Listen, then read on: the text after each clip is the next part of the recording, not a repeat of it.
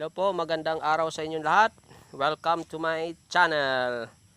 Good farmer pala ito. At ngayon tayo ay sinubukan natin ang pagtanim ng luya. Ayan, nagtanim kami dito. Ayan po.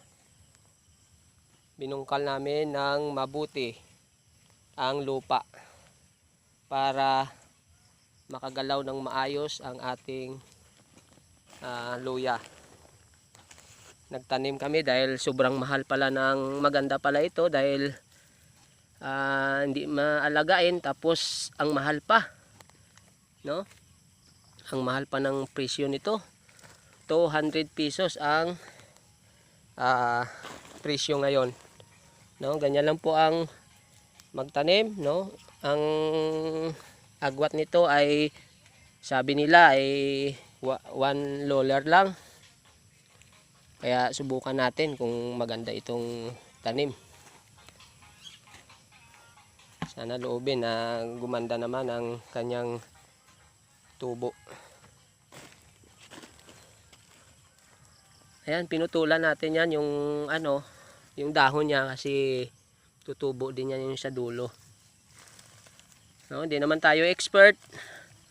Tumitingin din tayo sa mga nagre-research lang tayo para kahit kunti ay may alam tayo sa ating ginagawa.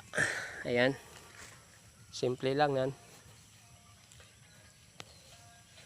Maganda itong taniman ng ating lupa kasi lagi nating nilalagyan ito ng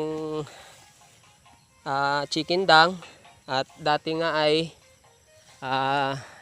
sitaw yan dito, sitaw at saka pipino. Ayan po, wala pang tanim ang ating farm. Nagkondisyon muna tayo para ang ating lupa ay gumanda naman. Ayan po, yan.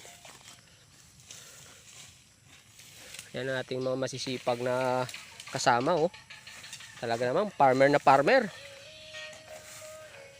Tayo, chill na chill lang, oh. Yan, dyan lang yan. Tapos ibabaon lang natin sa lupa ng kaunti, huwag yung malalim.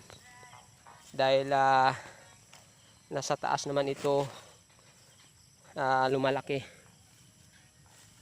Ayan, oh.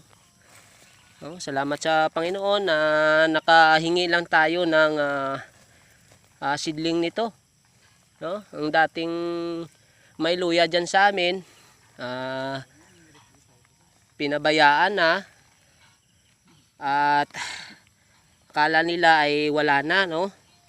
Pero pinuntahan namin ay maraming tubo, at saka pinaalam namin at kung pwede hingiin namin at ililipat namin dito sa aming farm, at salamat ay pumayag naman. Kaya may tanim tayo.